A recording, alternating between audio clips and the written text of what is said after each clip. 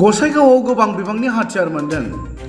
बावैसो सान सिगां चिरां आरो क'क्राझार जिल्लानि सिमायारि ओनसोलनि हाग्राबारियाव गोबां बिबांनि हाथियार मोननायनि उनाव फिन दिनै कसुगाव ओनसोलनि सुदेमपुरनि हाग्रायाव हाथियार मोननाय जाथाया ओनसोलनि सुबुंफोरनि गोसोआव गिदिर सोंलु बेरखांनायजों लोगोसे गिखांनाय सोमजिहोदों। मोनसे स्रोत सुलुंनि बिथा खालामनानै गसाइगाव महकुमा सिंनि कसुगाव सुदेमपुर ओनसोलनि हाग्रायाव पुलिसनि मोनसे हानजाया संदाननानै गं 8 हाथियार मोननो हानाय खौरांखौ आसाम पुलिस आरो जिपि सिं बिथाङा टुइटनि गेजेरजों फोरमायदों।